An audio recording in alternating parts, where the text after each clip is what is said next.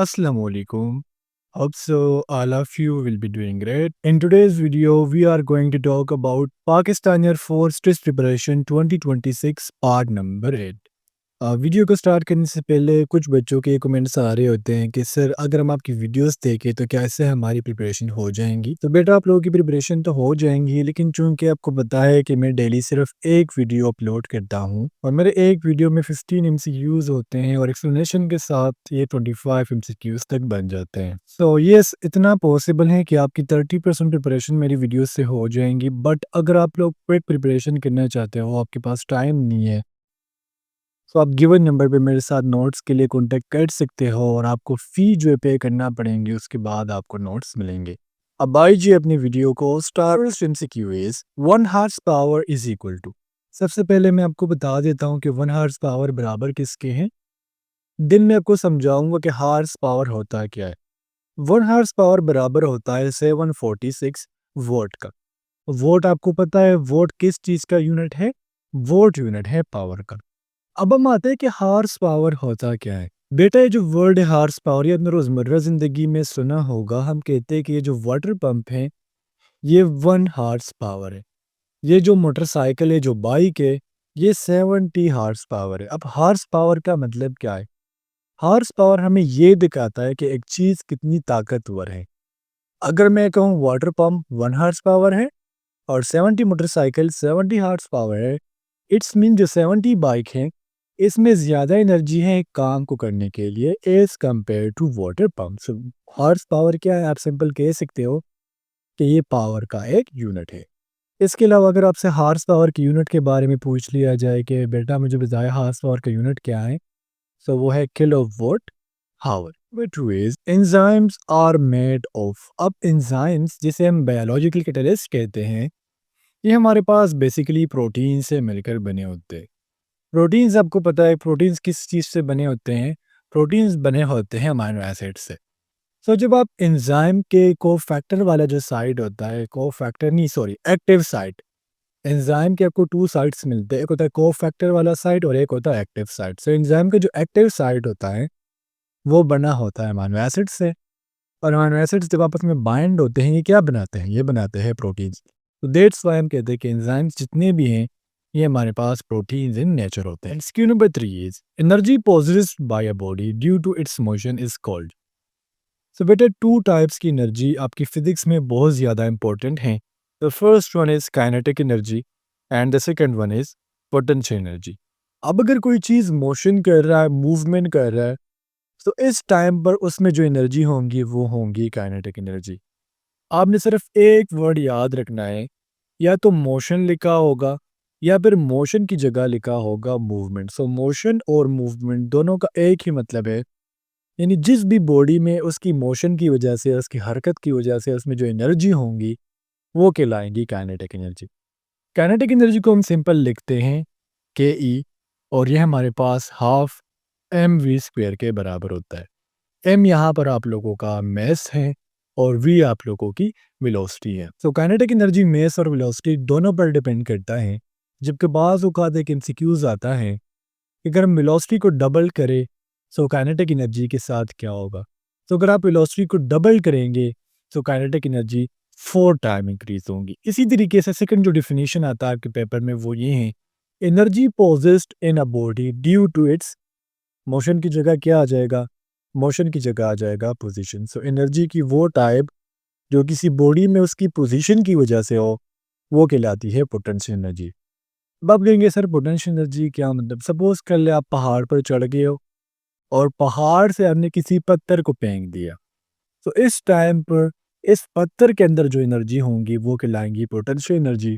Potential energy को हम simple लिखते हैं पीई, और ये हमारे पास एम जी एच के बराबर है। एम मैस है, जी ग्रेविटी है और एच हाइट है। It's mean potential energy mass, gravity और हाइट इन तीनों पर डिपेंड करता है। Number 4 is please sit down is which type of sentence. तो मैं आपको ऑप्शन ए से बता देता हूँ। डिक्लरेटिव सेंटेंस वो सेंटेंस होते हैं जिसकी एक कंप्लीट सेंस हो। कैसे? अब अगर मैं आपको कहूँ आई एम अ स्टूडेंट, मैं एक स्टूडेंट हूँ, तो आपको पता लग गया ना कि मैं क्या हूँ। अब अगर आप मेरे से पूछे यानी what do you do right now, तो मैं कहूँगा I am a teacher in a blank university, मैं यूनिवर्सिटी को बताऊँगा। सो वो सेंटेंस जिसमें हमें कंप्लीट मीनिंग मिलती है, एक सेंसफुल सेंटेंस, सो वो कहलाएगा डिक्लेरेटिव सेंटेंस। इंट्रोगेटिव सेंटेंस जैसे हम उर्दू में कहते हैं कि हमारे पास मनफी या फिर नफ़ी सवालात होते हैं। कैसे? अगर मैं आपको कहूँ what is your name? Who are you? Where are you from? तो जितने भी सवालिया क्वेश्चंस होंगे जिसमें आपसे किसी ने क्वेश्चन किया होगा, वो कहलाएँगे इंट्रोगेटिव सेंटेंसेस।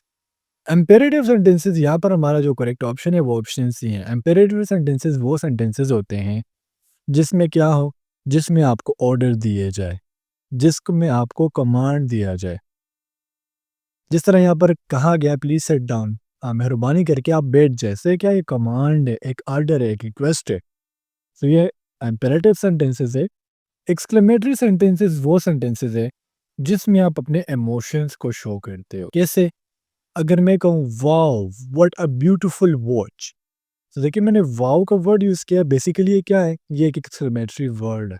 अगर मैं कहूँ आउच, आउच यानी मुझे चोट लगी, hurrah we won the match, so hurrah wow it's तरह आउच, ये क्या है, एक्सक्लेमेटरी वर्ड्स है। तो अगर किसी सेंटेंस में इमोशन को ज़ाहिर किया जाए तो वो फिर कहलाएंगे एक्सक्लेमेटरी सेंटेंसेस। तो यहाँ पर हमारा जो करेक्ट ऑप्शन है वो है ऑप्शन सी, बिकॉज यहाँ पर जो कमांड दिया गया है वो बेसिकली इम्पेरेटिव सेंटेंसेस होते हैं। MCQ number 5 is change in behaviour through experiences is called. So development और ग्रोथ, ये दोनों बायोलॉजी से रिलेटेड जो है टॉपिक्स है, इसको हम इंशाल्लाह बायोलॉजी वाले टॉपिक्स में कवर करेंगे। अगर आपके बिहेवियर में चेंज आता है एक्सपीरियंस के साथ साथ, तो ये कहलाता है learning. Number 6 is idiom take after means. अब बेटा सबसे पहले यहाँ पर हम इडियम को समझते हैं। इडियम हमारे पास ऐसे अल्फाज होते हैं जिसके अगर आप लफ्जी मानी देके, नहीं लफ्जी मानी देके वो कोई और हो, लेकिन हकीकत में वो इसकी सही मानी नहीं होती। अब यहाँ पर देखिए टेक आफ्टर का मतलब हम क्या कहते हैं, हम कहते हैं देखभाल करना। लेकिन यहाँ पर चूंकि ये इडियम है, सो टेक आफ्टर का मतलब होता है रिजेंबल। हम कहते हैं ना he is take after like, he is take after father, यानी वो अपने फादर की तरह है, वो अपने बाप की तरह है। सो टेक आफ्टर का मतलब क्या होता है, रिजेंबल, यानी अगर दो चीजें आपस में क्या हो, यकसा हो, एक जैसी हो। सो फिर इसके लिए हम इंग्लिश में अगर आपने इडियम यूज करना हो तो आप टेक आफ्टर यूज करेंगे। एंड स्क्यू number 7 is a game which no one win. तो अगर किसी बच्चे ने क्रिकेट के लिए सो उसको इस चीज़ का पता होगा, एक होता है वन, यानी विन आप कह सकते हो, ठीक है, यानी किसी चीज़ को जीतना। एक होता है लॉस। क्रिकेट में वैसे हमने तीन चीज़ें सुनी हुई है, विन, लॉस और ड्रॉ। सो अगर एक टीम सपोज करें टीम ए है और टीम बी है, अगर ए एक गेम जीती है तो फिर हम कहेंगे विन। अगर बी एक गेम लॉस करती है तो हम कहते हैं लॉस, यानी वो गेम हार गया। लेकिन सपोज कर ले मैंने कहा टीम ए ने जो स्कोर किया है वो 50 रन है और टीम बी ने भी कितने कर दिए, 50 कर दिए। तो देखिए दोनों का जो स्कोर है वो लेवल हो गया। तो वो गेम जो कोई भी टीम नहीं जीतेगा, इसे हम इंग्लिश में नाम देते हैं ड्रॉ मैच। एंड स्क्यू number 8 is the solution set of under root x minus 4 is equal to 0। अब यहाँ पर बेटा हम सबसे पहले क्या करेंगे, इस -4 को हम सेकंड साइड पर शिफ्ट करेंगे। सबसे पहले इसका साइन चेंज हो जाएगा। ये क्वेश्चन कुछ ऐसे हो जाएगा, under root x is equal to 4। यहाँ पर सिर्फ 4 इसलिए आया क्योंकि यहाँ पर जो 4 है ये माइनस में था, तो जब दूसरे साइड पर आएगा ये प्लस में हो जाएगा। अब चूंकि हमने यहाँ पर वैल्यू फाइंड करनी है एक्स की, तो हम क्या करेंगे, हम स्क्वायर रूट को फिनिश्ड आउट करेंगे, कैंसिल आउट करेंगे। सो कैसे कैंसिल करेंगे, जब हम दोनों साइड पर स्क्वायर लेंगे। सो यहाँ पर भी स्क्वायर ले लेंगे और यहाँ पर भी स्क्वायर ले लेंगे। सो स्क्वायर और अंडर रूट आपस में कैंसिल हो जाएंगे। सो ये हो जाएगा एक्स, और जब आप 4 का स्क्वायर लेंगे तो ये हो जाएगा 16। सो यहाँ पर आप लोगों का जो करेक्ट आंसर है वो है option A. 9 is angle less than 90 degree is called. So वो एंगल अगर वो 90 के बराबर है, angle of 90 degree is called right angle. अगर एक एंगल 90 डिग्री से ज़्यादा है, एंगल है जो 90 डिग्री से ज़्यादा है, सो वो कहलाएगा ऑब्ट्यूस एंगल।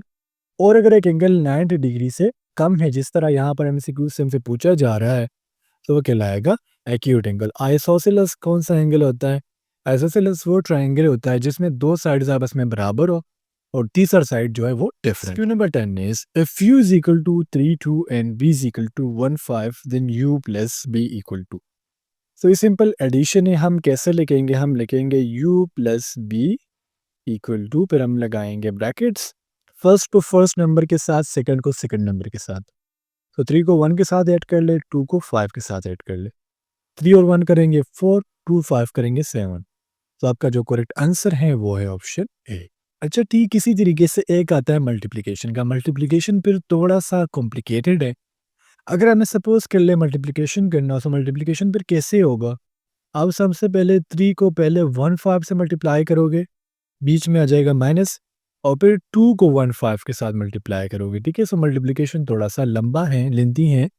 अगर इसके क्वेश्चन आ गए तो फिर मैं आपको डिटेल्स के साथ समझाता हूँ। स्क्रीन मिलाने what is the additive inverse of -3 -2। सो बेटा एडिटिव इनवर्स से मुराद क्या होता है कि जो से डिजिट्स के सामने जो साइन दिया हो उसको आपने चेंज करना होगा। अगर माइनस हुआ प्लस में चेंज करेंगे, अगर प्लस हुआ तो माइनस में चेंज करेंगे।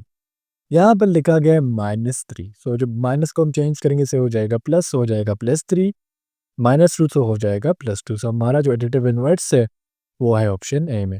अब अच्छा यहाँ पर हमें ये गलती भी नहीं करनी कि आप 2 और 3 को लिख दें, नहीं, इसका पोजीशन चेंज नहीं होगा, जस्ट आपने इसका साइन चेंज करना है। Question number 12 is which one is different from the rest. So ये थिंक सो मैं आपको बार बार समझा चुका हूँ।